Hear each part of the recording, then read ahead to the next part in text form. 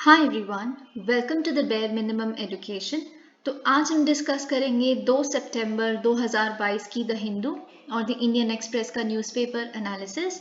But before I start मैं बस ये कहना चाहूँगी कि अगर आप जो भी कर रहे हैं उसके लिए कुछ डिसिप्लिन, कंसिस्टेंसी, जो कुछ भी चाहिए वो आप करते हैं और वो आपको काफ़ी पेनफुल लगता है, पर उससे कहीं ज़्यादा पेनफुल, हर्टफुल वो डिसिप्लिन मेंटेन करना है, वो कंसिस्टेंसी को मेंटेन करना है जिसके लिए आपके पास कोई इंसेंटिव नहीं है।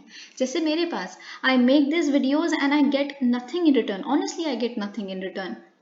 और मैं अपने बहुत सारी चीज़ों को पिछले, this is I think my 42nd video, और इतने टाइम से अगर मैं ये कर रही हूँ तो मैं बहुत सारी चीज़ों पे कॉम्प्रोमाइज़ करके अपने अपने खुद के काम पे सैक्रिफाइस करके, because I know I can help people out and that is why I came up with this initiative. But I think जैसा जो कन्वेंशनल इस स्पेस में जो वीडियोस होती हैं शायद वही ज़्यादा बेटर वर्क करती हैं, इसीलिए ये वीडियोस मेरी इतनी पुश नहीं हो रही। It's been 15 days and none of my videos had actually picked up, और सब्सक्राइबर्स 350 उसी टाइम हो गए थे, अभी 386 हैं, तो आप देख सकते हैं कि growth is actually almost negligible.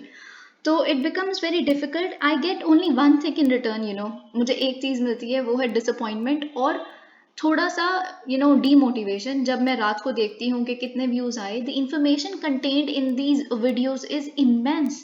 Seriously, I know it because it takes me a lot of hard work to make these videos, and I just want, please like the videos so that थोड़ा सा इसका reach बढ़े इन videos की।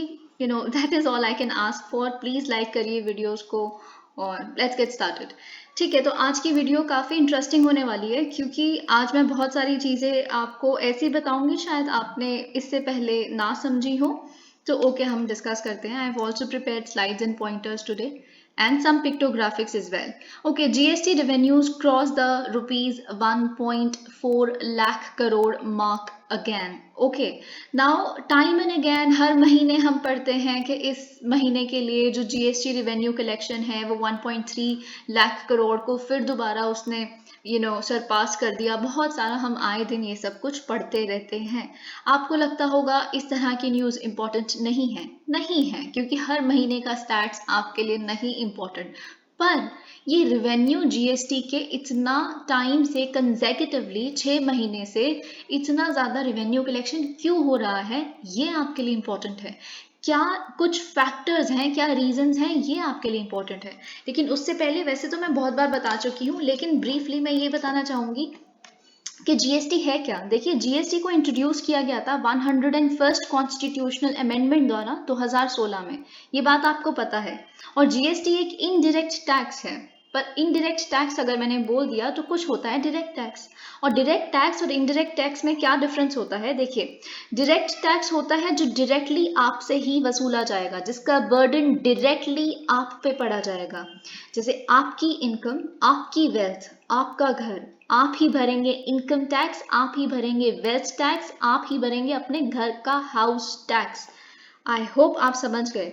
लेकिन अगर हम indirect tax की बात करें तो इसका भार आप दूसरों पे डाल सकते हो, पे आप करोगे। अगर आप एक सेलर हो तो पे आप करोगे सरकार को, लेकिन कंज्यूमर से लेके, जैसे अगर हम मैकडी जाते हैं, बर्गर ऑर्डर करते हैं, वो एक गुड है, राइट, एक कंज्यूमर गुड है, जिससे हम जब उसका बिल आता है तो उसमें बहुत सारे टैक्सेस इंक्लूडेड होते हैं, जीएसटी वगैरह, है ना। तो वो जो मैकडी है वो आप ही से लेके दे रहा है, क्योंकि ऑब्वियसली कंज्यूमर ही उसका लुफ्त उठा रहा है at the end of the day ultimately. तो आप ही से लेके मैकडी किसको दे रहा है? सरकार को दे रहा है। तो indirect burden will fall on McD, क्योंकि जो आप पे आप ही से लेके दिया जा रहा है, कंज्यूमर से ही। ठीक है, तो अगर हम बात करें जीएसटी काउंसिल वगैरह, ये भी आपको पता है, article 279A of the Indian constitution, ये जीएसटी काउंसिल के फॉर्मेशन की बात करता है कि प्रेसिडेंट को जीएसटी काउंसिल बनानी है, जिसमें अगर हम बात की जाए कि उसमें डिसीजन मेकिंग स्ट्रक्चर क्या है, तो सेंटर के पास है 1/3 ऑफ द वोटिंग पावर और स्टेट्स के पास है, सारी स्टेट्स के पास मिला के 2/3 ऑफ द वोटिंग पावर। और डिसीजंस हैं वो 3/4 मेजोरिटी से, ऑलमोस्ट कंसेंसस आप इसे कह सकते हैं। 3/4 मेजोरिटी इज ह्यूज, इसीलिए बहुत बार कह देते हैं कि, बहुत बार निर्मला सीतारमन जी कहती हैं कि ये जो जीएसटी एसेंशियल कमोडिटीज पे हमने लगाया है, हमने अकेले मिलकर तो लगाया नहीं, ये तो हमने कंसेंसस से लिया है। जो ऑपोजिशन पार्टीज भी हैं इनफैक्ट उनका भी हमने इसमें कंट्रीब्यूशन लिया है, क्योंकि 3/4 majority is huge, just think about it. अब हम बात करते हैं एक्चुअल मुद्दे की कि इंक्रीज इन जीएसटी कलेक्शन, इसके पीछे रीजंस क्या है। तो मैं आपसे कुछ 4-5 रीजंस शेयर करूंगी and you have to understand them, actually you have to understand them, memorise them, whatever you can do, पर उससे ज्यादा इंपॉर्टेंट है कि आप लॉजिकल वे में इसे समझें। तो हम इसे समझने की कोशिश करते हैं। देखिए, सबसे पहले तो इम्पोर्टेंट फैक्ट ये है कि जो हमारा अब कोविड के बाद इकोनॉमिक रिकवरी हो रही है ना, ज़्यादा डिमांड है, ज़्यादा कंजम्पशन है। आप सोचिए, अगर डिमांड ज़्यादा होगी, कंजम्पशन ज़्यादा होगी गुड्स की, सर्विसेज की, आप ज़्यादा बाहर जाके आप खा रहे हैं, पी रहे हैं, है ना, तो उस पर जीएसटी लगेगा, गुड्स पे, सर्विसेज पे, है ना। तो इसीलिए जैसे आप कहीं घूमने जाते हैं तो उस पर जीएसटी लगेगा, क्योंकि एक सर्विस है। आप बाहर जाके बर्गर, पिज्ज़ा कुछ भी खाते हैं उस पर जीएसटी लगेगा, क्योंकि वो एक गुड है। तो इन तरह की डिमांड बढ़ गई है, इसीलिए कंजम्पशन भी बढ़ गई है, पोस्ट कोविड इकोनॉमिक रिकवरी हो रही है, जिस वजह से ऑब्वियसली जीएसटी कलेक्शन बढ़ जाएगा। अब बात आती है हायर डोमेस्टिक इन्फ्लेशन की। ओके, देखिए सिंपल सी बात है, आप एक बात सोचिए, जब अगर मैं कह रही हूँ कि जीएसटी लगता है एक गुड पे, जब गुड का प्राइस कुछ परसेंट उसका जीएसटी लगेगा, जैसे अगर एक 100 रुपये है, उस पर अगर 10% जीएसटी लगता है 100 रुपये की एक गुड पे, तो कितना 10 रुपये हुआ उस पर। लेकिन अब वो सेम गुड 150 रुपये का हो जाता है, तो उसका 10% क्या हुआ, 15 रुपये। ऑब्वियसली टैक्स कलेक्शन बढ़ गया। अब क्योंकि हमें पता है महंगाई इतनी चल रही है, जनरल प्राइस राइज चल रहा है, हर चीज का प्राइस बढ़ा हुआ है, जब प्राइस बढ़ गया तो जीएसटी बढ़ गया, राइट। अब तीसरा देखते हैं हायर इम्पोर्ट्स। अब इम्पोर्ट्स का क्या लेना देना है जीएसटी से। देखिए, जब मैंने आपको आईजीएसटी समझाया था तो मैंने आपको बताया था कि इम्पोर्ट्स पे आईजीएसटी भी लगता है, राइट। अब क्योंकि हम ये देख रहे हैं पिछले कुछ दिनों से न्यूज़पेपर्स में कि इम्पोर्ट्स का जो इंक्रीज देख रहे हैं हम वैल्यू टर्म्स में, क्योंकि आप समझ रहे हैं ना इम्पोर्ट का वैल्यू टर्म्स में इंक्रीज क्यों हो रहा है, क्योंकि यूक्रेन वॉर चल रही है, ताइवान क्राइसिस भी शुरू हो रहा है, कोविड पैंडेमिक से काफी ग्रस्त है पूरी दुनिया, अभी भी बहुत जगहों पे रिसेशन फियर्स भी आ रहे हैं, जैसे हमने परसों डिस्कस किया था। तो इस वजह से जो ग्लोबल कमोडिटी प्राइसेस हैं वो काफी हाई हैं। अगर यूएसए में कोई चीज इतनी महंगी हो गई है, वहां तो डबल डिजिट इन्फ्लेशन चली गई थी यूरोप में, तो अगर इंडिया जो भी यूरोप और यूएसए से इंपोर्ट करता है तो वो इंपोर्टेड इन्फ्लेशन भी तो आती है। जब इंपोर्टेड इन्फ्लेशन आई तो महंगे, उस पर महंगा वो लगा टैक्स, राइट।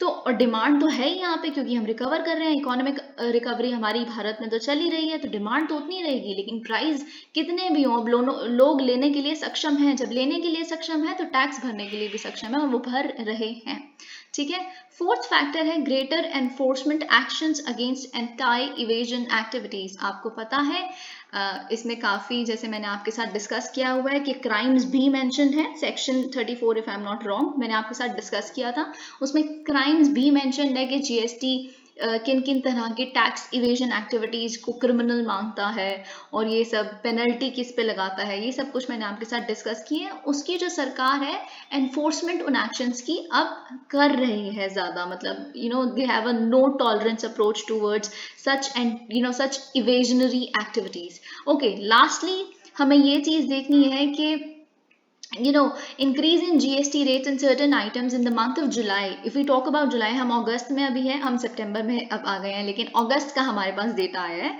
तो अगर हम वैसे जुलाई की बात करें तो जो जीएसटी रेट कुछ आइटम्स पे जुलाई में जो इंक्रीज किए गए थे, आपको याद है जीएसटी काउंसिल हुई थी, जैसे मैंने आपके साथ डिस्कस किया था, फूड कमोडिटीज जिसपे इतना ज्यादा बवाल चल रहा है, इतने धरने चल रहे हैं अभी भी पार्लियामेंट के बाहर, अभी मॉनसून सेशन पूरा एकदम डिसरप्ट हो गया था इन धरनों की वजह से।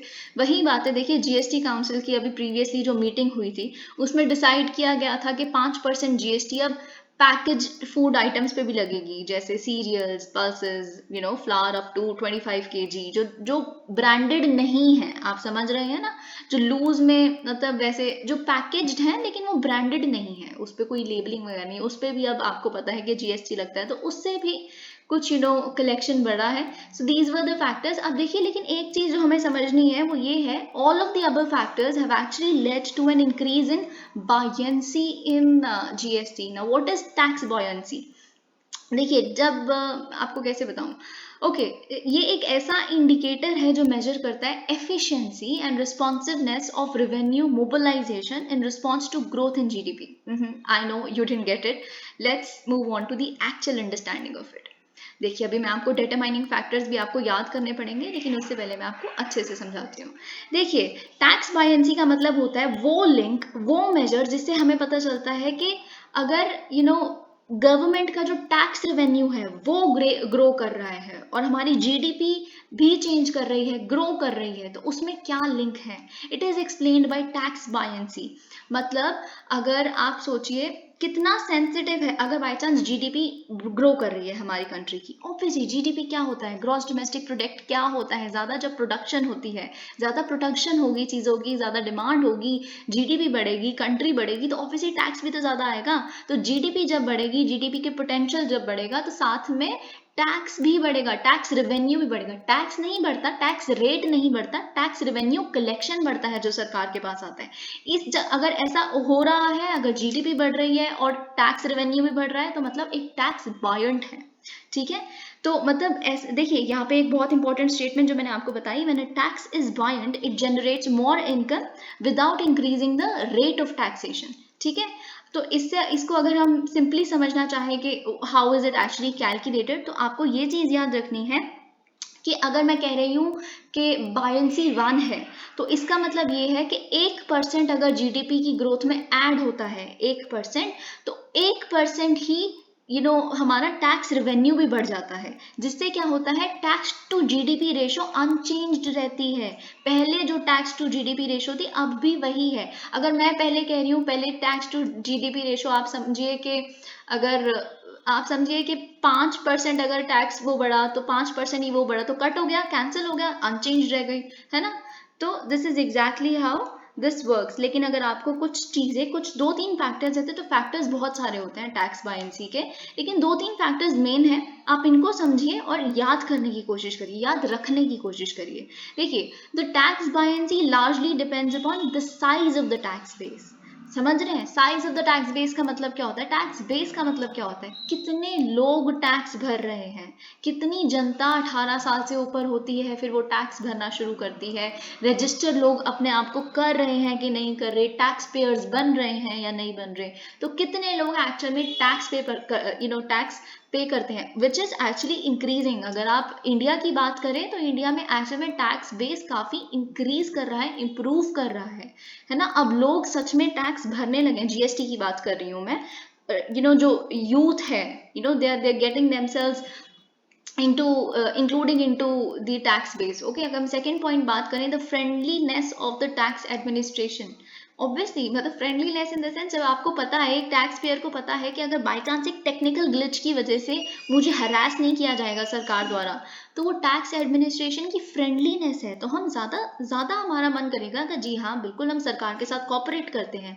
ठीक है, अब थर्ड फैक्टर है the reasonableness and simplicity of the tax rate. अगर टैक्स रेट सिंपल है, ऐसे नहीं कि 36 स्लैब बने हुए हैं, उसमें कौन से स्लैब में आपका प्रोडक्ट लाई करता है, कौन से में नहीं करता, आप 3-4 चीजों में डील करते हो, उसका एक रॉ मटेरियल पे अलग जीएसटी लग रहा है, दूसरे पे अलग लग रहा है.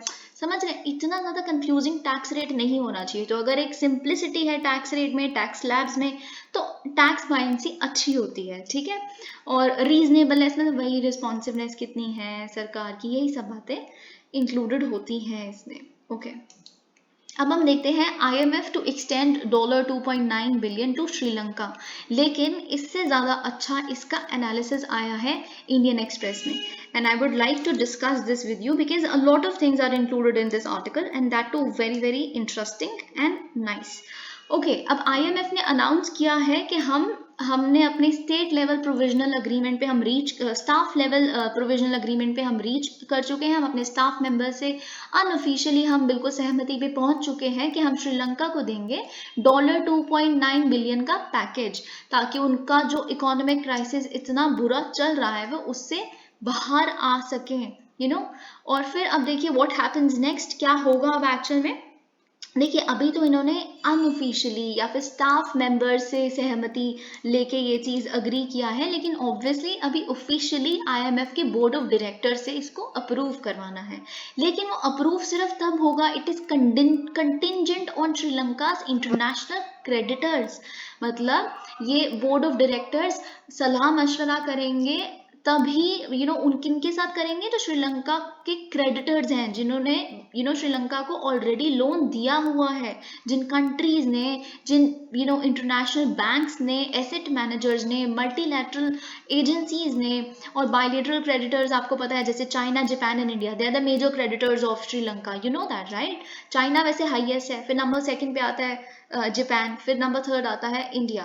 तो अगर वो अग्री कर जाते हैं कि जो उनका डेट है, जो उन पे ऑलरेडी लोन है सिर पे, वो रीस्ट्रक्चर करना, रीस्ट्रक्चर ऑफ डेट मैं आपको बहुत बार समझा चुकी हूँ। रीस्ट्रक्चरिंग में क्या होता है, या तो आप इंटरेस्ट रेट कम कर देते हो, या तो आप रिटर्निंग पीरियड बढ़ा देते हो कि ठीक है आप अभी 10 साल में आपने देना था, अब आप 35 साल में दे सकते हो, अभी आप 10% इंटरेस्ट दे रहे हो, आप 5% कर दो, कोई बात नहीं।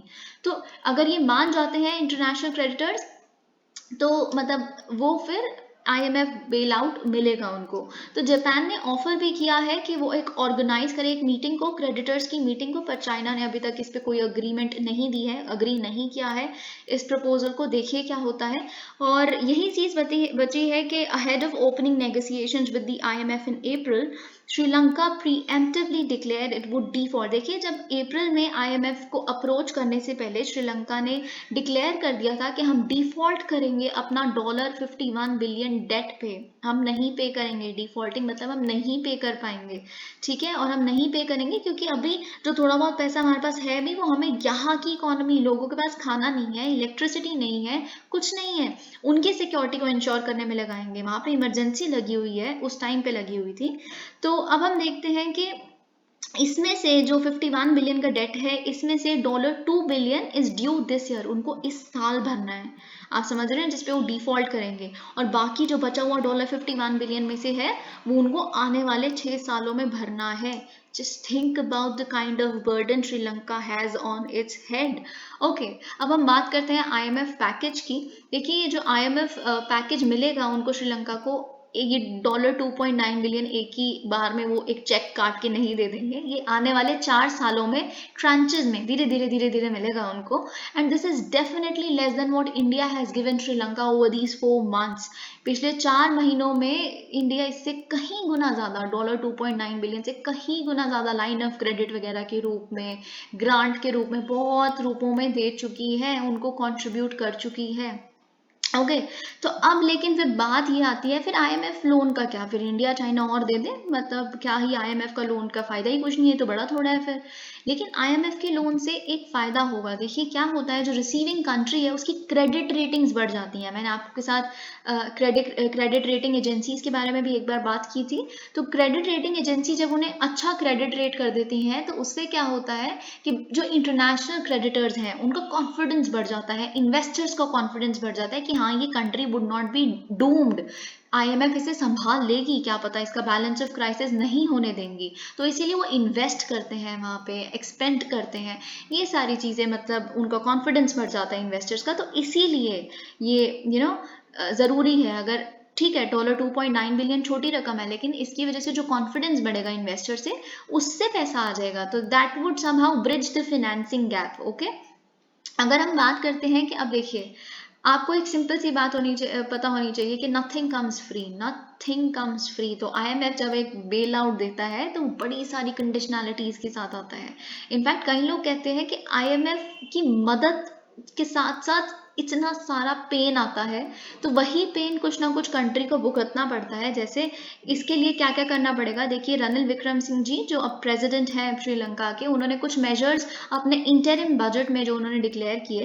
देखिए जब आईएमएफ बेल आउट देता है, यानी कि कोई ऐसा पैकेज देता है, हेल्प करता है, तो उससे क्या होता है, आईएमएफ कहता है कि आप, सिंपल सी बात है, आप अपने एक्सपोर्ट्स बढ़ाइए, अपने इंपोर्ट्स कम करिए, ठीक है। इंपोर्ट्स कम हो जाएंगे तो ऑटोमेटिकली आपके ऊपर जो डेट है वो कम होना शुरू हो जाएगा, फॉरेक्स आपका कम नहीं होगा, एक्सपोर्ट बढ़ जाएंगे तो फॉरेक्स बढ़ना शुरू हो जाएगा। दूसरा वो कहते हैं जी कोई लो टैक्सेस वो टैक्सेस नहीं देने जनता को, टैक्स बढ़ाओ आप, रेवेन्यू नहीं आएगा तो फिस्कल डेफिसिट में घुसी रहेगी आपकी कंट्री। तो वही एक्चुअल में रणिल विक्रम सिंह जी को अब करना भी पड़ेगा, जिस वजह से उन्होंने इंटरिम बजट में कहा कि हम अपने रेवेन्यू को जो सरकार एक्सट्रैक्ट करती है जनता से, उसको इंक्रीज करने की कोशिश करेंगे up to 15% of GDP by 2025, जो अभी प्रेजेंटली 8.2% है, 2021 का डेटा ये कहता है। और उन्होंने कहा है हम पब्लिक डेट को भी रिड्यूस करने की कोशिश करेंगे।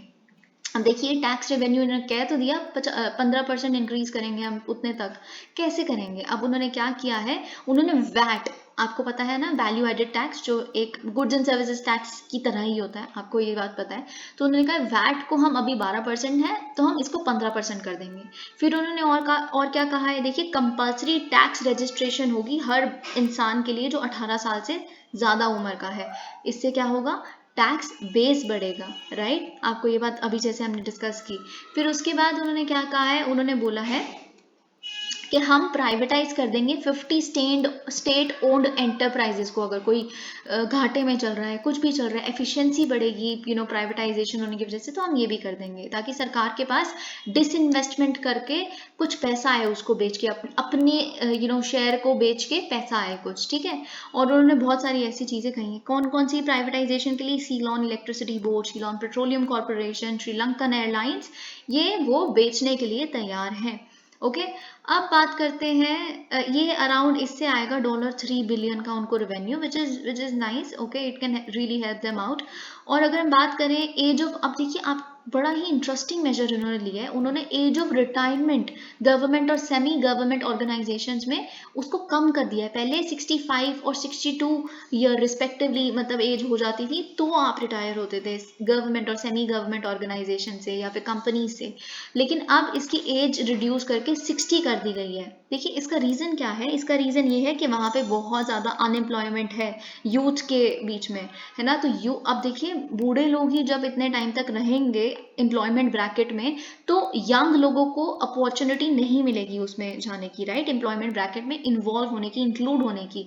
तो इस वजह से उन्होंने रिटायरमेंट रेट को रिड्यूस कर दिया। अब जितने भी उन्होंने बोला है पार्लियामेंट में भी जितने भी हैं या बाकी उसमें इस साल के एंड तक उनको भी वेकेट करनी पड़ेगी अपनी पोस्ट्स को, ठीक है। To stem fears the country, okay to stem fears okay. अब इससे ये आता है कि लोग बहुत परेशान हो गए, आम जनता को लगता है टैक्स बढ़ जाएगा, ये हो जाएगा। तो जो पुअर लोग हैं जैसे फार्मर्स हैं वहाँ के कुछ और पेशेंट्स और डिसेबल्ड, एल्डरली, सीनियर सिटीजन्स, ये सब वगैरह बहुत काफ़ी परेशान हुए इन टैक्स रेट्स के बढ़ने वगैरह से। तो उन्होंने कहा हमारे लिए क्या वेलफेयर मेजर्स हैं, वो गिव अप कर दिए जाएंगे वेलफेयर मेजर्स भी। तो उन्होंने कहा नहीं, हम वेलफेयर पेमेंट्स को तो इनफैक्ट हम रेज करेंगे ताकि वेलफेयर मेजर्स अफेक्ट ना हो। ओके तो इंडिया चाइना द क्राइसिस, अब इन्होंने निरुपमा जी ने जो डिस्कस किया है वो ये है कि इंडिया चाइना का क्राइसिस में अभी बहुत इंटरेस्टिंग फ्रेज यहाँ पे लिखा है कि डोमेस्टिकली पता है श्रीलंका के लोग क्या कहते हैं, हम तो मीट बन के रह गए हैं इंडिया चाइना के सैंडविच में। How nicely is it put, मतलब सच में श्रीलंका की हालत इस टाइम पे ऐसी ही हो जाएगी अगर स्पेशली चाइना, मतलब इंडिया ने तो पहल की ही नहीं है ऐसी, इंडिया तो इतनी मदद कर रही है, चाइना ज़बरदस्ती हमें प्रोवोक किए जा रहा है, कोई डिप्लोमेटिक एटिकेट है नहीं उनमें बोलने के। अभी हमने बहुत ही डिटेल्ड मैनर में इन सब चीज़ों को डिस्कस किया था रिसेंटली। तो वही चीज़ यहाँ पे लिखी है कि लास्ट ईयर क्या हुआ था कि हमने देखा इंडिया चाइना राइवलरी को श्रीलंका में इंटेंसिफाई होते हुए, क्योंकि इंडिया ने बहुत सारे लाइंस ऑफ क्रेडिट दिए हैं, फिनेंशियल अरेंज जैसे स्वैप अरेंजमेंट आरबीआई ने वहाँ के सेंट्रल बैंक के साथ किया है कि हम डॉलर उनको दे देंगे और उनकी श्रीलंकन रुपी ले लेंगे, फिर वापस कर देंगे वो डॉलर जब उनके पास आ जाएगा फॉरेक्स अपना। पर हमने काफ़ी मदद की है इन तरीक़ों से। तो इन्होंने ये, और हमने बहुत सारे लॉन्ग पेंडिंग प्रोजेक्ट्स थे उनको पूरा किया है, जैसे development of Trincomalee oil tank firm, अगर आपको पता हो तो, जो नॉर्थ ईस्टर्न साइड पर पड़ता है।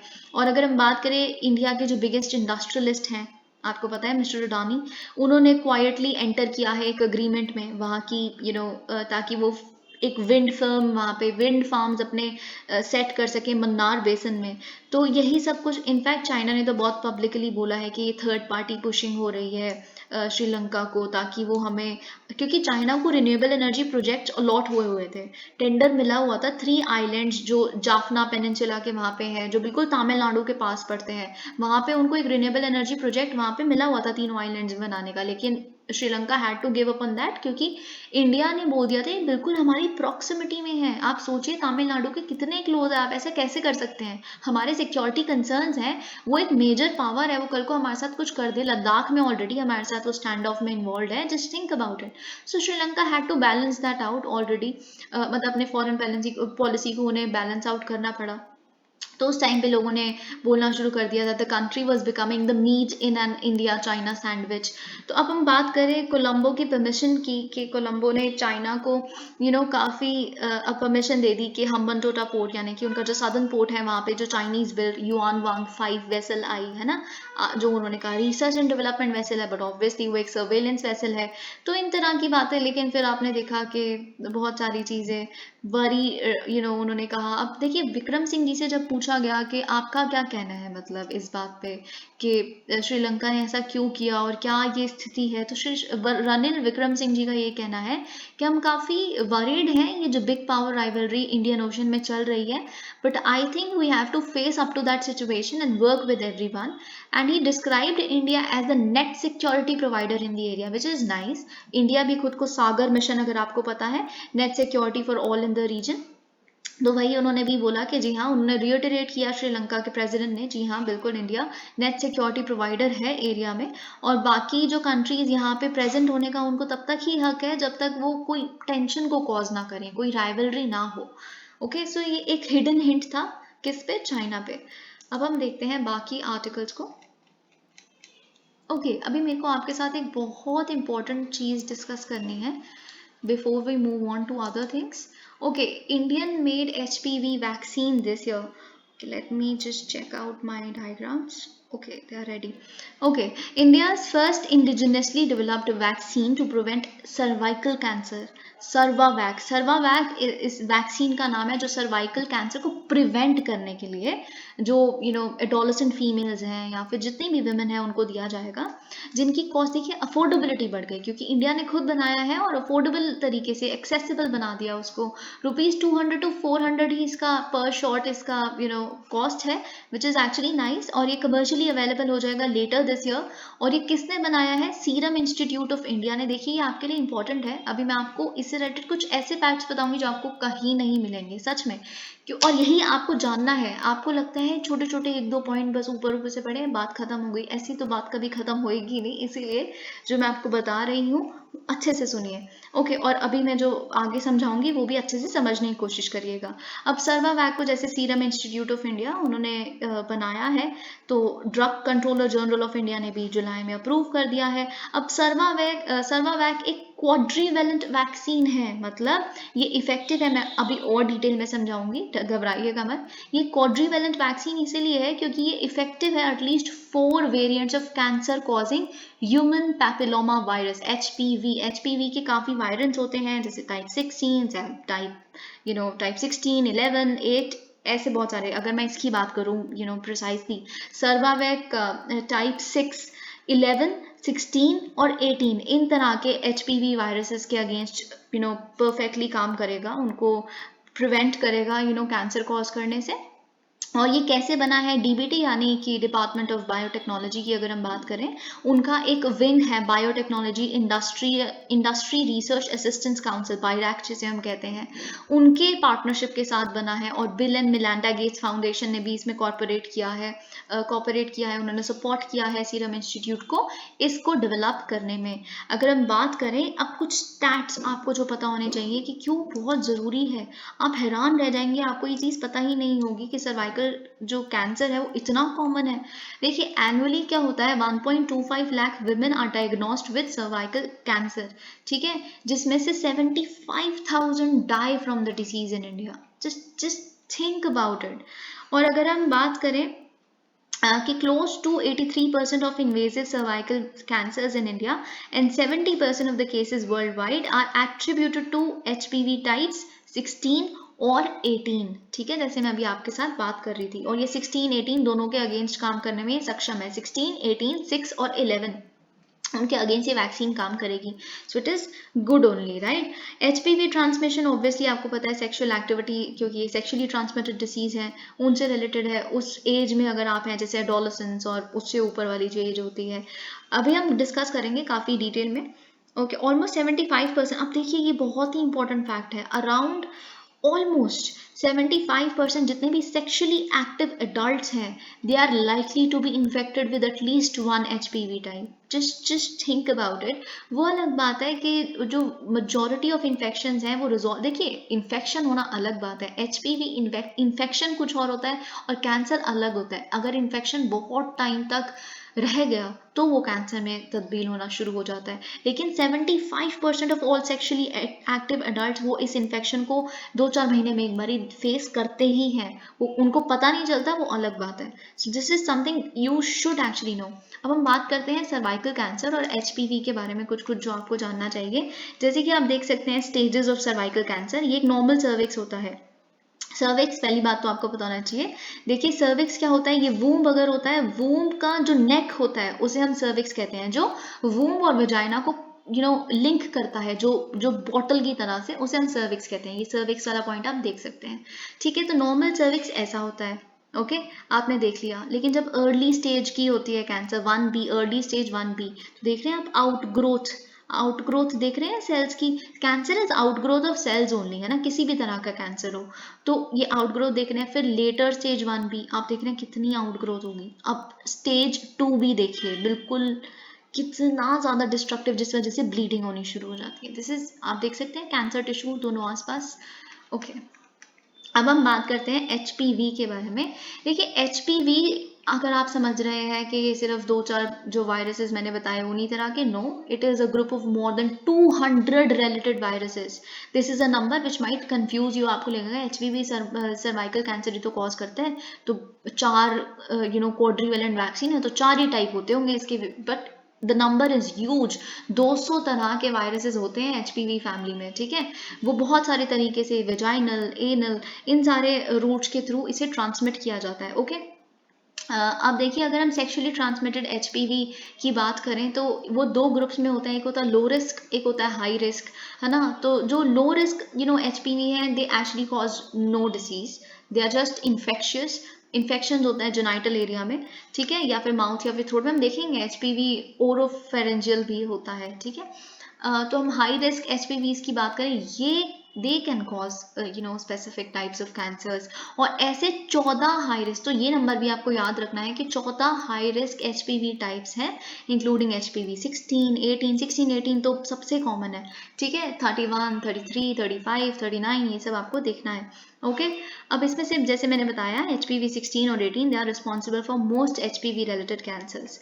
अब देखिए कुछ पॉइंटर्स हैं जो आप बिल्कुल दिमाग में बिठा लीजिए। ठीक है, HPV इन्फेक्शन इज कॉमन, जैसे मैंने बताया था, nearly all sexually active people are infected with HPV within months to a few years of becoming sexually active. Okay, और पर देखिए फिर वही बात है, HPV can infect both males and females. ये अगेन आप कंफ्यूज हो सकते हैं, क्योंकि आपको पता है मैंने सर्वाइकल कैंसर की बात की तो आप कहेंगे HPV सिर्फ फीमेल्स को ही वो इन्फेक्ट करता है। No, HPV can infect both males and females. This is exactly something that you must remember. ठीक है, तो यही चीज, और इनफैक्ट कैंसर भी मेल में भी होता है, बट वो अलग तरह के कैंसर्स होते हैं। ठीक है, most HPV infections don't cause cancer. This is again a thing you must remember, क्योंकि एक सेल्फ लिमिट, मतलब ये इम्यून सिस्टम हमारा यूजुअली कंट्रोल कर ही लेता है। ठीक है, और कैंसर नहीं होने देता।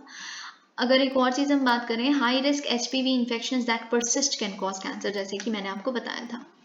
ओके, ये सब चीजें हम डिस्कस कर चुके हैं, if I am not wrong. हाँ, और एक और पॉइंट, जैसे HPV वैक्सीनेशन है, that can actually prevent cancer.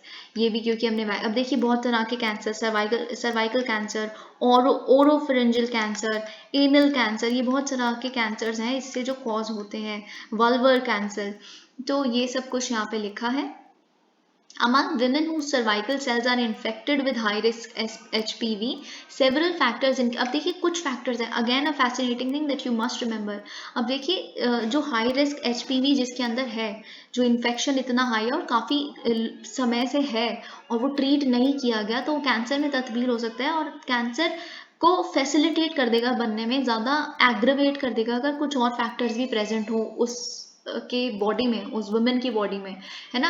जैसे अगर एक एग्रेसिव HPV टाइप है, पर्टिकुलरली HPV 16 और 18, तो तब ज़्यादा चांसेस हैं कि आप मतलब इसको करोगे। और देखिए स्मोकिंग सिगरेट्स, ये आपको मैं स्टेटमेंट चाहती थी कि आपको याद रहे कि if you quit smoking that can help your body to fight HPV, okay. और वही इम्यून सिस्टम अपना स्ट्रॉन्ग करने की कोशिश करनी चाहिए अगर इन तरह के रिस्क हैं। यही चीज़ें मुझे आपको बतानी थी, ठीक है। Let's move on to the next article. Okay, now let's actually cover everything else that remains. अभी मुझे INS विक्रांत के बारे में बहुत कुछ आपको बताना है, क्योंकि वो एक एक पॉइंट इम्पॉर्टेंट है और मैं बताऊंगी क्या क्या चीज़ें इम्पॉर्टेंट है उसमें से, ठीक है। ओके, उससे पहले देखिए हम बहुत दिनों से देख रहे हैं, पिछले 3 दिन से रोज NCRB का डेटा हमारे पास आ रहा है। तो NCRB के डेटा को ही यहाँ पे मेंशन किया गया है, लेकिन NCRB के डेटा को थोड़ा सा एनालाइज किया। अच्छा, इतनी % ऑफ कन्विक्शन है, तो इससे क्या पता चलता है कि हमारा भारत की ये किस स्टेज पे है, ठीक है। ये सब कुछ इसमें बताया हुआ है। और रिवर्ट टू द मीन, देखिए एक वरिंग ट्रेंड हमें पता चलता है, एक पैटर्न काफ़ी वरिंग है। जो रजिस्ट्रेशन है वायलेंट क्राइम्स में, जैसे rape, kidnapping, atrocities against children, robberies, murders, वो इंक्रीज हुई हैं 2021 में। जो पैंडमिक से पहले लेवल था उससे काफ़ी इंक्रीज हुआ है। तो 2020 में हमें पता है क्योंकि कोविड का टाइम था, तो ये सारे वायलेंट क्राइम्स का जो रजिस्ट्रेशन है वो कम हो गया था, जैसे हमने डिस्कस किया है। तो वैसे ही अब देखिए इन्होंने बात की है कि एक्सटेंसिव लॉकडाउन्स वगैरह लगे थे, ऑफिस शट डाउन हो गया, तो इस तरह के जो वायलेंट क्राइम्स थे वो इतने रजिस्टर नहीं किए गए। अगर बात करें क्रूएलिटी बाय हस्बैंड और हिज रिलेटिव्स, ये कॉन्स्टिट्यूट करते हैं 31.8% ऑफ क्राइम्स अगेंस्ट वुमेन। जो 2020 में हम देखें तो 30.2% थे, और 2019 में देखें तो हम 30.9% थे। तो मतलब आप देखिए इंक्रीज हुआ है, जिससे क्या इंडिकेट करता है कि domestic violence continue to be a major cause, okay. अगर हम बात करें violent crimes, while violent crimes increased, the charge sheet rate fell from 75.8% in 2020 to 72.3% in 2021, और कन्विक्शन रेट भी हमें पता है फॉल हुई थी। देखिए आप एक स्टेटमेंट ना हमेशा याद रखिए, जैसे मैंने आपको कल बताया था, सबसे पहले होता है FIR, यानी फाइल की जाती है, रजिस्टर किया जाता है केस को। फिर होती है चार्जशीट फाइल, ठीक है, पुलिस करती है कि चार्जेस लगाती है जो भी अक्यूज है उन पे, ठीक है। फिर चार्जशीट को सबमिट किया जाता है पुलिस द्वारा एक कोर्ट ऑफ लॉ में, ओके। फिर कोर्ट क्या करता है, कोर्ट उसको देखता है, परखता है और ट्रायल शुरू करता है। फिर जब ट्रायल शुरू हो जाता है कि फिर उसके बाद होता है कॉन्विक्शन, अगर वो दोषी करार हो गया, साबित हो गया, ओके। तो इन चीज़ों को आपको याद रखना है। तो देखिए दोषी बहुत ही कम लोग निकल पाए उसमें से, जिन पे केसेस दर्ज किए गए, रजिस्टर किए गए।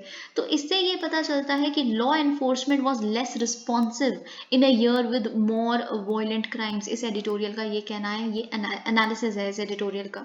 अगर हम बात करें स्टेट वाइज डेटा की, तो असम और वेस्ट बंगाल, असम में 76.6 वायलेंट क्राइम्स पर 1 लाख पीपल, दिल्ली में 57, वेस्ट बंगाल में 48.7।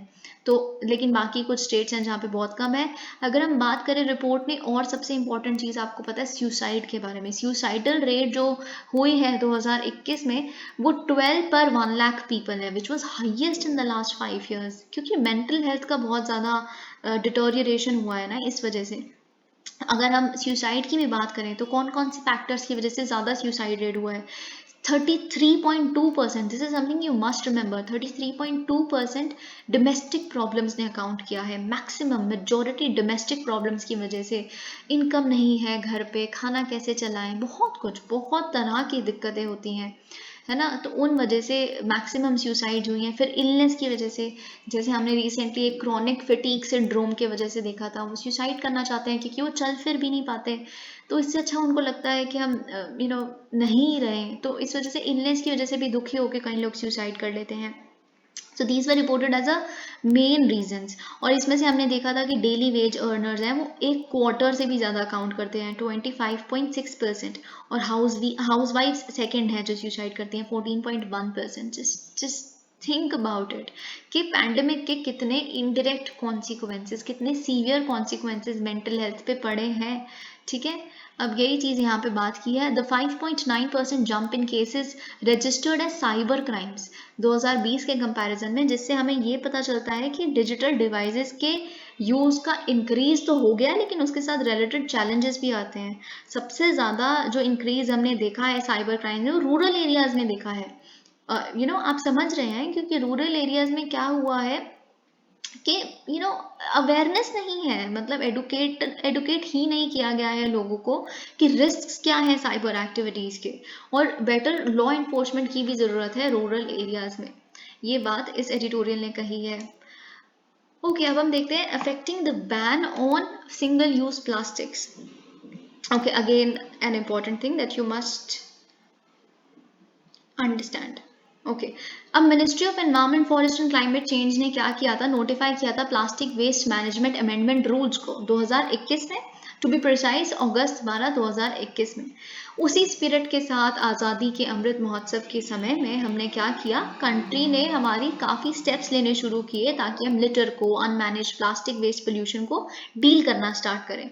और जुलाई 1 2022 से क्या हो रहा है, इंडिया ने बैन कर दिया है manufacture, import, stocking, distribution, sale और यूज़ को सिंगल यूज प्लास्टिक आइटम्स की, जिसकी लो यूटिलिटी है लेकिन हाई लिटरिंग पोटेंशियल है। ठीक है, अब इंडिया देखिए किसकी पार्टी है, यूनाइटेड नेशंस एनवायरमेंट असेंबली। ठीक है, तो उसमें अराउंड 124 नेशंस हैं जो UNEA की दे आर मेंबर्स, और इंडिया ने साइन किया है एक रेजोल्यूशन कि वो ड्रॉ करेंगी सारी कंट्रीज मिलके आने वाले टाइम में एक अग्रीमेंट को जो लीगली बाइंड होगा सारी सिग्नेटरीज पे, कि वो full life cycle of plastics जो होती हैं, मतलब जब वो बना से लेके जब वो बिल्कुल उसका यूज़ ख़त्म हो गया और डिस्पोज ऑफ करने तक का, उसको डील करने का, ताकि पोल्यूशन कोई ना हो, इससे प्रोडक्शन टू डिस्पोजल तब तक का पूरी लाइफ साइकिल को उससे डील किया जाए। ठीक है, अब why are single use plastics harmful, देखिए जो पर्पस होता है सिंगल यूज प्लास्टिक का, उसका ये होता है कि एक ही बार यूज़ करना है और छोटे ही टाइम से पीरियड के लिए, और फिर उसको फेंक दो, यूज करो, यूज एंड थ्रो प्लास्टिक्स। ठीक है, जैसे हम बहुत सारी थैलियों में कभी कभी सब्जियां मिल जाती हैं कई जगहों पे, थैलियों में कुछ कुछ है ना, वो सिंगल यूज प्लास्टिक्स होते हैं। और हम बात कुछ डिस्पोजेबल आइटम्स, जैसे आपको पता है एक बार खाना खाया उसमें और फेंक दिया, पता ही है आपको ये सब कुछ। तो अगर हम प्लास्टिक वेस्ट की बात करें तो उसके काफ़ी ड्रास्टिक इम्पैक्ट्स हैं इन्वायरमेंट पे, ह्यूमन हेल्थ पे, और काफ़ी चांसेस हैं कि सिंगल यूज प्लास्टिक जो है they could end up in sea than being reused. Okay, और यही सारी चीज़ें यहाँ पे बात की हैं। अगर मैं प्रिसाइसली बात करूँ कि किन तरह की आइटम्स को बैन किया गया है, वैसे तो बहुत सारी हैं, but just to name a few, plastic sticks जो होती हैं ईयरबड्स की, बलून स्टिक्स जो होती हैं, प्लास्टिक फ्लैग्स, जैसे आपको पता है कि इस बारी खादी के फ्लैग्स बने थे, इंडियन हैंडमेड क्लोथ के फ्लैग्स मिले थे, वो प्लास्टिक वाले जो हम स्कूल्स में लगाया करते थे, लेके जाया करते थे, वो बैन हो चुके हैं कम्प्लीटली। कैंडी स्टिक्स बैन हो गई हैं, आइसक्रीम स्टिक्स बैन हो गई हैं प्लास्टिक वाली, बहुत सारी, वो जो लॉलीपॉप में नीचे लगा होता था वो भी बैन हो गया है, उन तरह की सारी स्टिक्स, प्लास्टिक नाइफ, स्ट्रॉज पता है आपको, पेपर स्ट्रॉज आ गए हैं सारी ड्रिंक कियोस्क पे, है ना, तो ये सारी चीज़ें बैन हो गई हैं। अब देखिए इससे इम्पैक्ट क्या पड़ेगा इन्वायरमेंट पे, देखिए जो littered single use plastic items होती हैं उनका काफ़ी टेरेस्ट्रियल और एक्वेटिक इकोसिस्टम्स दोनों में ही काफ़ी इम्पैक्ट पड़ता है। तो देखिए इंडिया का ही ये इनिशिएटिव था, fourth United Nations environment assembly जब 2019 में हुई थी, जिससे हम क्या करना चाहते थे, हमने ग्लोबल कम्युनिटी को ये बताया, देखिए सिंगल यूज प्लास्टिक एक बहुत बड़ा मुद्दा है, इस वजह से काफ़ी पोल्यूशन होता है, तो हमें इसे डील करना चाहिए। तो फिर उसके बाद 5th सेशन जब हुआ यूनाइटेड नेशंस एनवायरमेंट असेंबली का मार्च 2022 में, इंडिया ने काफ़ी कंस्ट्रक्टिवली एंगेज किया बाकी मेंबर्स के साथ, ताकि हम एक कंसेंसस तक पहुंच सके, एक रेजोल्यूशन लाने के जो ड्राइव करेगा global action against the plastic pollution. Okay, अब बात आती है कि क्या इंडिया पहली कंट्री है जिसने सिंगल यूज प्लास्टिक्स को बैन किया है? Not at all. Bangladesh became the first country, our neighbour, a very good neighbour, became the first country to ban thin plastic bags in 2002, way back, बहुत पहले। ठीक है, अगर हम बात करें फिर न्यूजीलैंड ने प्लास्टिक बैग्स को बैन किया जुलाई 2019 में, चाइना ने भी बैन कर दिया 2020 में फेज्ड मैनर में, ठीक है। तो अगर हम एज ऑफ जुलाई 2019 की बात करें 68 countries have actually banned plastic bags with varying degrees of enforcement. Okay, अब बात करें कि what are the plastic waste management rules in India. Okay, अगर हम बात करें with effect from September 30 2021 plastic waste management amendment rules 2021 वो prohibit करते हैं manufacture, import, stocking, distribution, sale and use of plastic carry bags. अब आप ध्यान से सुनिए एक बहुत इंपॉर्टेंट चीज को, उन प्लास्टिक कैरी बैग्स को बैन करते हैं जिसकी थिकनेस में अमेंडमेंट रूल्स 2021 की बात कर रही हूँ, ठीक है। तो वो उन प्लास्टिक बैग्स की को बैन करते हैं जिनकी thickness is less than 75 microns. Okay, आप समझ रहे हैं ना, उनका जो डायमीटर होता है वो जो मॉलिक्यूल्स का वो 75 माइक्रोन से अगर कम है तो ही बैन होती है उसकी थिकनेस, अगर हम बात करें, ठीक है। तो इससे क्या पता चलता है कि जो बैन है वो सारे प्लास्टिक बैग्स को कवर नहीं करता, उन प्लास्टिक बैग्स को अभी प्रेजेंटली कवर करता है जो 75 माइक्रोन से जिसकी कम थिकनेस है। लेकिन दिसंबर 31 2022 से ये बैन थोड़ा एक्सटेंड हो जाएगा, उन तरह के प्लास्टिक बैग्स जिसकी thickness is less than 120 microns will get band, ठीक है। तो 120 माइक्रोन्स से नीचे वाला जितना भी होगा, मतलब और प्लास्टिक कैरी बैग्स की कैटेगरीज में इन्वॉल्व हो जाएगी, एक्सपैंड हो जाएगा ये कैटेगरी, ठीक है। और अगर हम बात करें कि यही सारी चीज़ें जैसे मैंने बताया कि इससे हमें ये पता चलता है कि हर तरह का प्लास्टिक कैरी बैग नहीं बैन हुआ है, बस मैन्युफैक्चरर्स को थिक वो करने हैं, थिक प्लास्टिक बैग्स बनाने शुरू करने हैं। पहले अगर हम पहले रूल्स की बात करें जो आई थिंक 2011 के रूल्स थे if I am not wrong, उसके हिसाब से 50 माइक्रोन्स से कम नहीं होना चाहिए था उसका जो थिकनेस थी प्लास्टिक कैरी बैग्स की। तो 50 से 75 माइक्रोन्स अभी किया है नोटिफिकेशन के हिसाब से। अब दिसंबर में तो हम देखेंगे 120 माइक्रोन्स इसकी लिमिट बन जाएगी। ओके, अगर हम बात करें नोटिफिकेशन ने क्लियरली मेंशन किया है प्लास्टिक या फिर पीवीसी बैनर्स को, होर्डिंग्स को जो होती हैं, पीवीसी शीट्स भी आती हैं अगर आपको पता हो, तो उसकी जो थिकनेस है it has to be more than 100 microns in thickness. Okay, और नॉन वोवन जो प्लास्टिक है, जो पॉलीप्रोपिलीन होता है, उसका 60 GCM से ज़्यादा उसका होना चाहिए, ग्राम्स पर स्क्वायर मीटर, ठीक है। तो ये चीज़ भी आपको कुछ फैक्ट्स हैं जो याद रखनी है कि पीवीसी शीट्स में 100 माइक्रोन थ्रेशोल्ड है और इसके केस में 60 GCM। ओके, अगर हम बात करें, आपको पता है ना नॉन वोवन जो प्लास्टिक बैग्स होते हैं दे have a cloth like texture, और लेकिन वो होते क्लोथ लाइक, आपको लगता है कि क्लोथ लाइक है लेकिन वो होता प्लास्टिक है एक्चुअल में। लेकिन देखिए सबसे बड़ा जो क्रिटिसिज्म सरकार का है वो ये है कि आपने जो मरीन पोल्यूशन की नाम सुनते ही हमारे दिमाग में एक इमेज बनती है कि सीज में डली हुई है, रेगिस्तान पे पड़ी हुई है प्लास्टिक बॉटल्स जो टूरिस्ट ने फेंकी हुई हैं और सारी ऐसी, लेकिन प्लास्टिक बॉटल्स ही बैन नहीं की, ये क्यों आपने ऐसा किया? तो फिर सरकार का ये दो बातें थी इस पे कहनी। सबसे पहली बात तो प्लास्टिक बॉटल्स रिसाइकिल हो जाती हैं, ठीक है। दूसरी बात सरकार की ये कहनी है कि अभी हमारे पास ऑल्टरनेटिव क्या है। आप सोचिए जो मैन्युफैक्चरर्स हैं प्लास्टिक वाटर बॉटल्स के, वो क्या मतलब उनके पास ऑल्टरनेटिव क्या है? अगर वो कोई और मटेरियल यूज़ करेंगे, अगर वो थर्मस फ्लास्क देने लग पड़ेंगे तो कितने की आप जो बॉटल आज 15 रुपए की मिलती है पानी की, फिर आप लो 100 रुपए की, 100 रुपए से भी ज़्यादा की हो सकती है। तो कहाँ से कौन खरीदेगा उनको? तो उनका तो बिजनेस ठप हो जाएगा बिल्कुल। सो दिस इज एग्जैक्टली हाउ। तो वही इंडियन गवर्नमेंट को कुछ इनोवेटिव स्टेप्स, कुछ तरीके से साइंटिफिक वो करने चाहिए, क्या इनोवेशंस हैं, क्या ऑल्टरनेटिव्स हैं, इन पे ध्यान देना। और सरकार कर भी रही है, दिल्ली गवर्नमेंट में तो शिविर भी लगा था उसके ऑल्टरनेटिव्स को पता करने के लिए, सजेशंस के लिए। जो बच्चे हैं, जो साइंटिस्ट हैं, जो अभी अपने नेसेंट स्टेज पे हैं, उनसे काफ़ी सजेशंस ली गई हैं। पर देखते हैं क्या होगा। अगर हम बात करें बैन करने के लिए कि इंटर स्टेट ना हो सिंगल यूज प्लास्टिक आइटम्स का जो मूवमेंट, तो उसके लिए चेक पॉइंट्स बना दिए गए हैं स्टेट बॉर्डर्स पे और यूनियन टेरिटरीज के बॉर्डर्स पे। और CPCB है, उसने लॉन्च किया है ग्रीवेंस रिड्रेसल एप्लीकेशन को, ताकि सिटीजन्स को हेल्प किया जा सके प्लास्टिक मेनेस से डील करने के लिए। The government has also been taking various measures for awareness generation towards the elimination. यही सब चीज़ें यहाँ पे बात की गई हैं। अगर इसके एडिशन में बात करें तो जो मिनिस्ट्री ऑफ एनवायरनमेंट है उसने plastic waste management amendment rules जो उन्होंने निकाले हैं, अभी तो हमने अमेंडमेंट रूल्स की वैसे बात की थी जो 2021 वाले थे, लेकिन उन्होंने फरवरी 16 2022 में अमेंडमेंट रूल्स निकाले हैं, जिसमें सबसे इंपॉर्टेंट फैक्टर है एक्सटेंडेड प्रोड्यूसर रिस्पॉन्सिबिलिटी, EPR, मतलब जो प्रोड्यूस कर रहा है, जो मैन्युफैक्चर कर रहा है एक प्लास्टिक की चीज को, उसकी रिस्पॉन्सिबिलिटी है एक environmentally sound management of the product जो वो बना रहा है until the end of its life. उस प्रोडक्ट की जब एंड हो जाएगा बिल्कुल, उसके बाद कभी यूज ही नहीं किया जा सकता, तब तक उसको वापस लो, फिर उसे रिसाइकिल करने भेजो, मतलब आप कलेक्ट करो फिर रिसाइकिल करवाने भिजवाओ, ये प्रोड्यूसर की रिस्पॉन्सिबिलिटी है।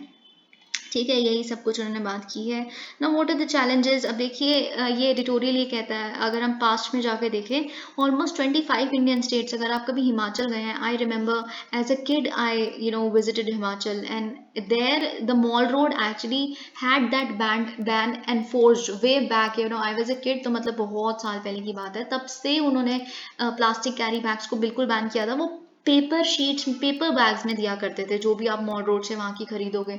तो बहुत सारी इंडियन स्टेट्स ने प्रीवियसली भी बैन किया है प्लास्टिक बैग्स को स्टेट लेवल पे अपने, लेकिन ये जो बैन्स का इम्पैक्ट है वो बहुत ही लिमिटेड था रियलिटी में, और अभी भी वाइड स्प्रेड यूज हम देखते ही हैं, प्लास्टिक की थैलियाँ सबको पता है, ये बात किसी से छुपने वाली है नहीं वैसे।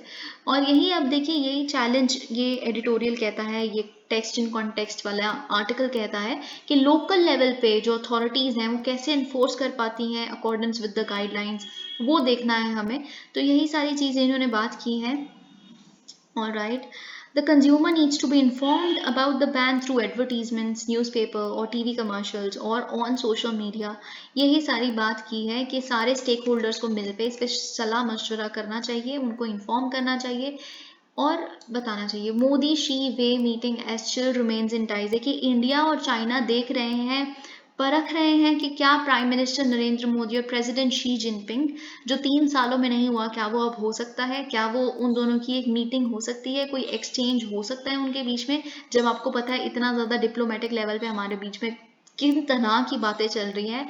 मुझे लगता है कि इतना लो लेवल पे हमारा बायलेटरल रिलेशनशिप शायद ही पिछले कुछ सालों में था जो अब है। तो ये कहाँ पे मीटिंग हो सकती है, वैसे तो शायद मिड सितंबर में हो जाए, क्योंकि SCO शंघाई कोऑपरेशन ऑर्गेनाइजेशन की समिट है उज्बेकिस्तान में, आपको पता है। फिर G20 की मीट भी है मिड नवंबर में जो इंडोनेशिया में है।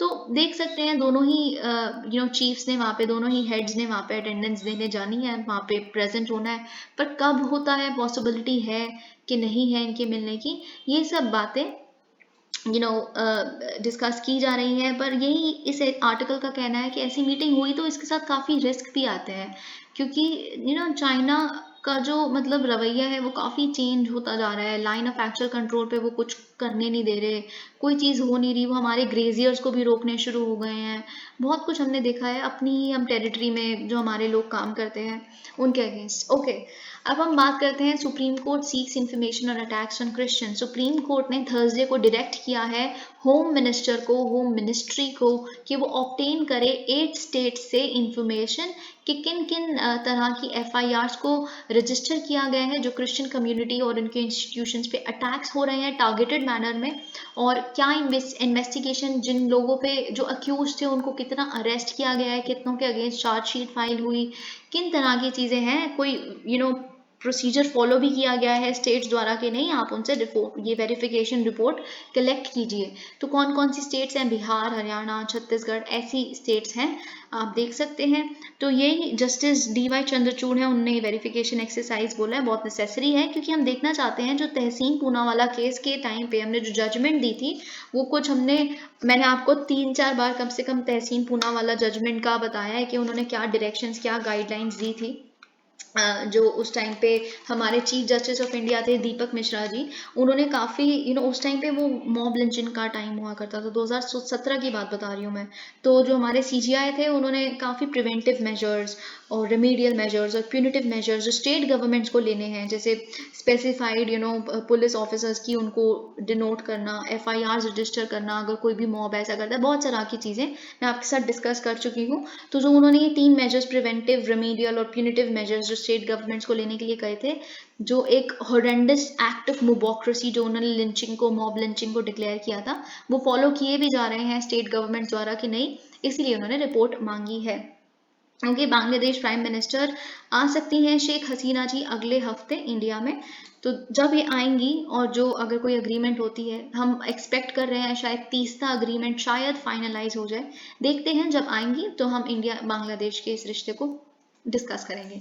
Okay, Vostok 2020 begins in Russia with India, China participating.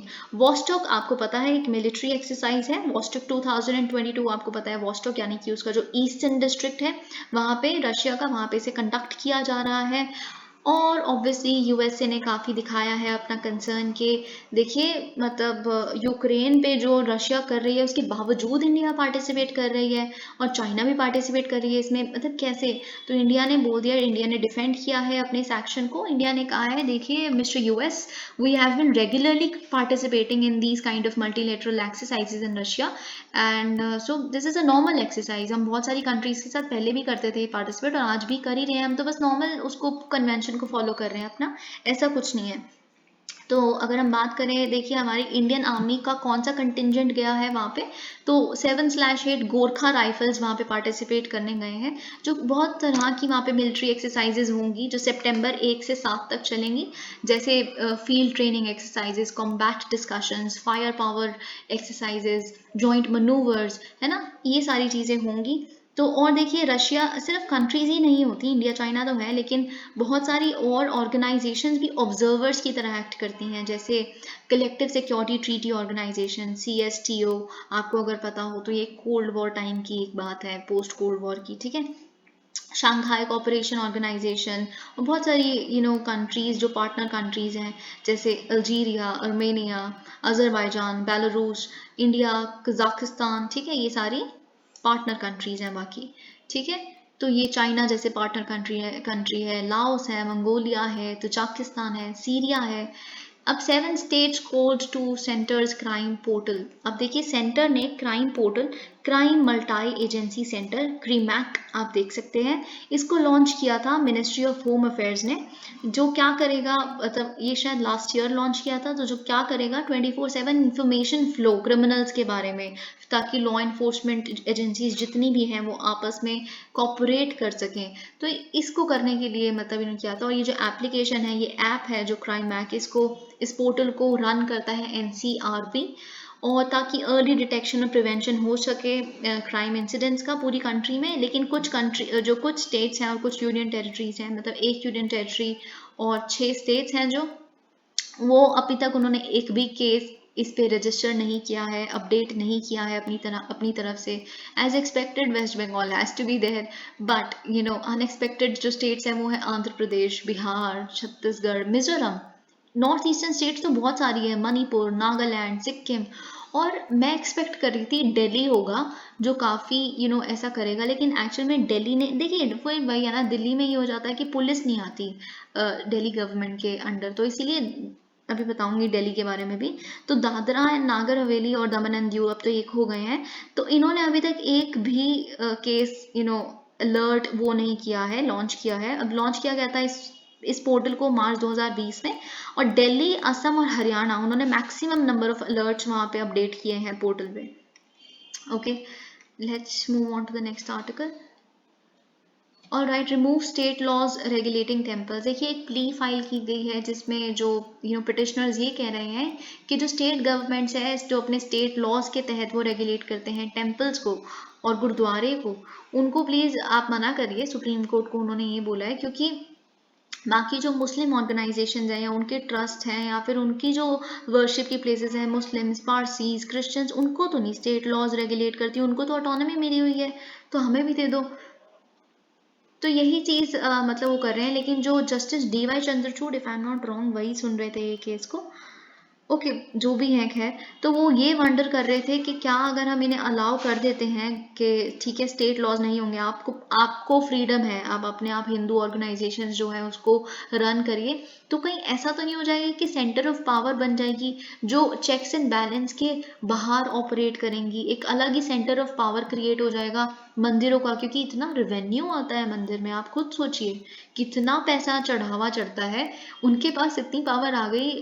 तो गवर्नमेंट के अलावा अभी देखिए अभी क्या होता है, अभी एलिगेशन लगती है कि जो कॉरपोरेट्स हैं यानी अंबानी अडानी, ये है एक सेंटर ऑफ पावर सरकार के अलावा। फिर ये भी हो जाएंगे मंदिर की ऑर्गेनाइजेशंस, इतना ह्यूज बालाजी मंदिर, साईं बाबा मंदिर में कितना, अगर उन वो स्टेट लॉज ना उनको गवर्न करे तो they will actually become another power, कि फिर जो कहेंगे फिर वो हर लॉ को गवर्नमेंट द्वारा बनाए हुए उसको इन्फ्लुएंस करना शुरू कर देंगे। जैसी आज मोदी सरकार पे एलिगेशन लगती है कि वो अडानी और अंबानी को फेवर करते हैं, तो कल को ऐसी वो भी आने लगेंगी।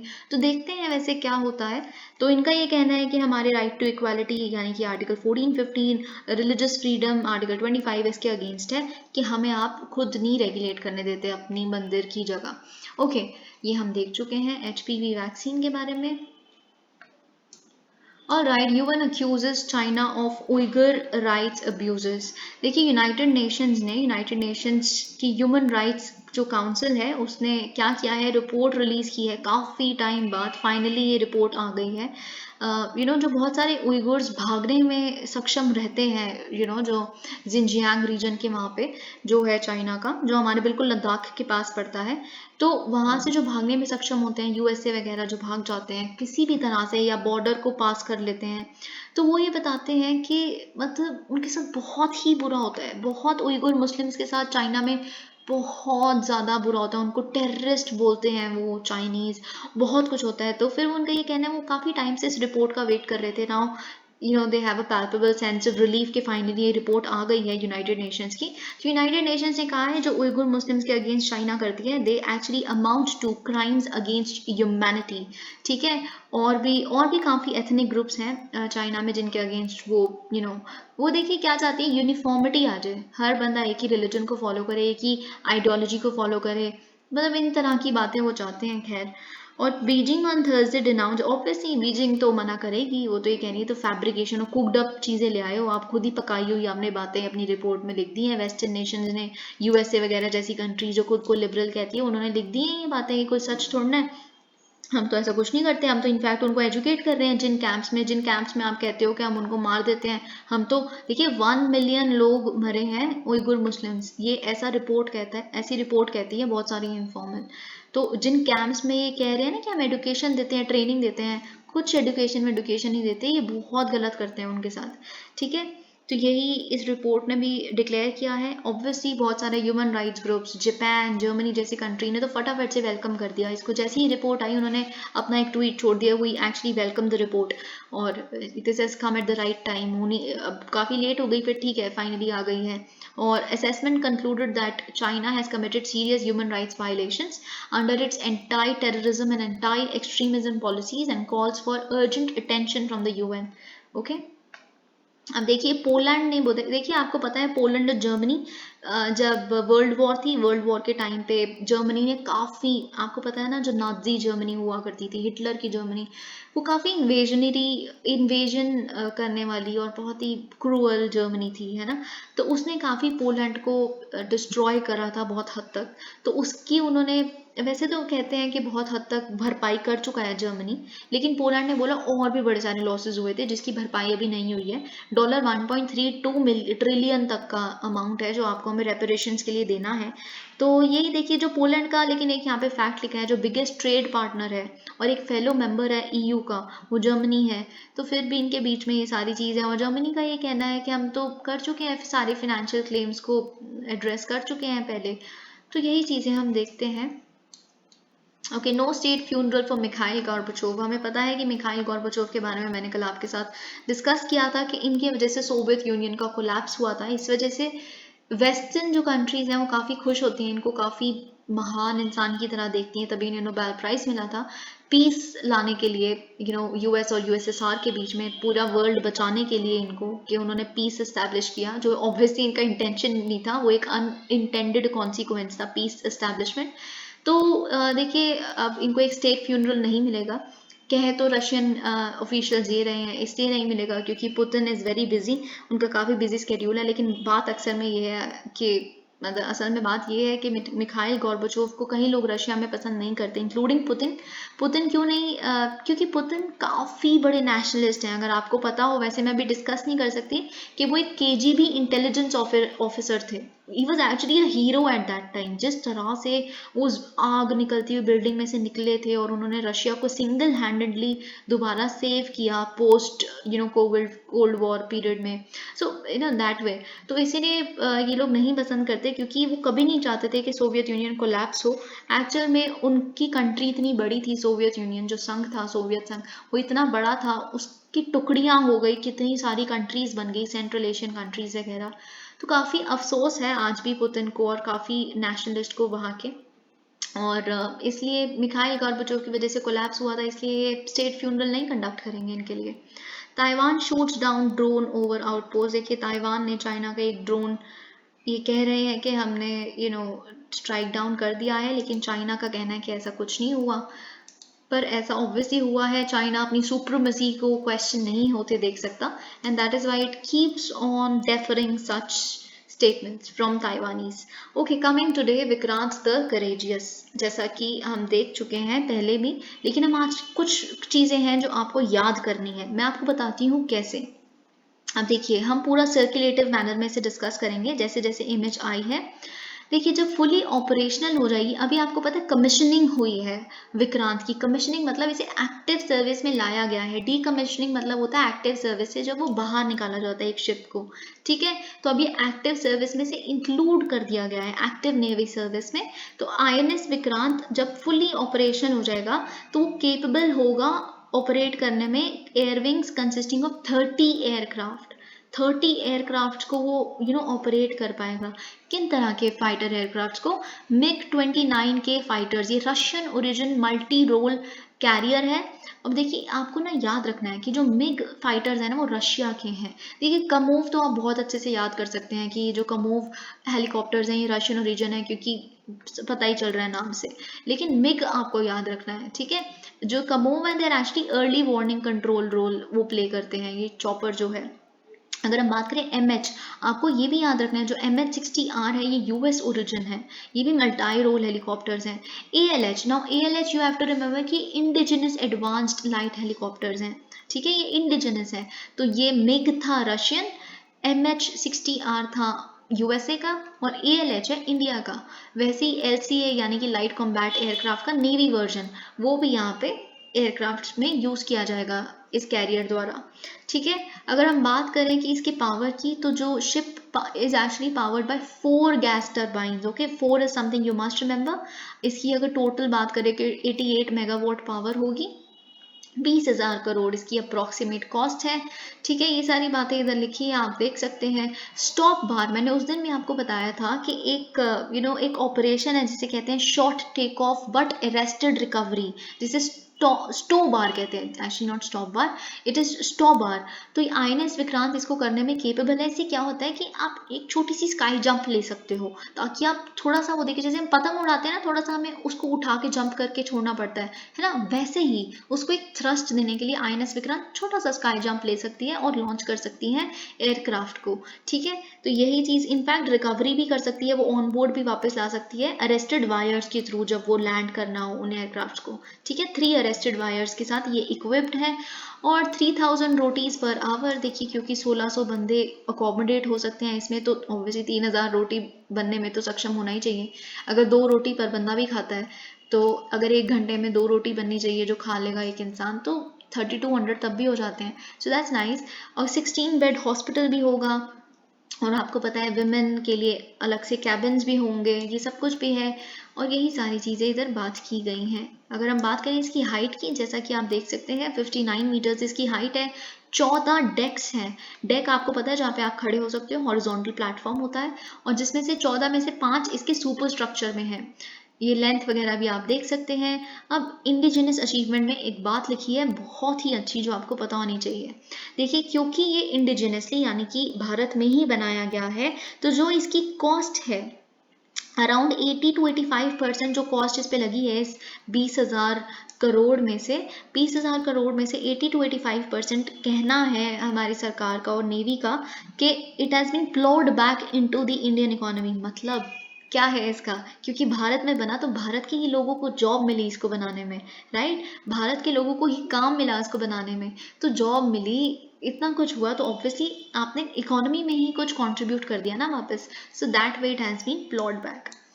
अगर हम कुछ और बातें इसके बारे में देखें तो वो ये है कि आपको ओरिजिनल INS विक्रांत के बारे में मैंने बताया था, जो इंडियन नेवी का फर्स्ट एयरक्राफ्ट कैरियर था वो, लेकिन वो खुद नहीं बनाया था, वो इंडिजिनस नहीं था, वो हमने यूके से लिया था 1957 में, ठीक है, और 1961 में हमने उसे कमीशन किया था अपनी इंडियन नेवी में, और फिर हमने 1971 वॉर जो बांग्लादेश लिबरेशन वॉर थी उसमें भी उसे डिप्लॉय किया था, लेकिन उसे फिर डीकमीशन कर दिया गया 1997 में INS विक्रांत को। देखिए एक संस्कृत वर्ड है विक्रांत, जो it is actually synonymous with courageous और स्टेपिंग बियॉन्ड, ठीक है, और ये फर्स्ट चैप्टर अगर आप भागवत गीता का देखेंगे तो उसमें भी ये नाम आता है, और यही सारी चीज़ें इधर लिखी हैं कि इनका जो मोटो है विच इज़ ब्यूटिफुल, जय में सम युद्धि स्पर्धा, जिसका मतलब है जो ऋग्वेद से लिया गया। एक्चुअली आपको ये भी याद रखना है कि ये जो फ्रेज है वो ऋग्वेद से लिया गया, और इसका मतलब है we conquer those who fight us in the war, हम उनसे जीत जाते हैं जो भी हमसे युद्ध में लड़ते हैं, ठीक है, यही सारी बातें इधर लिखी हैं। So thank you so much, please like the video, please do that.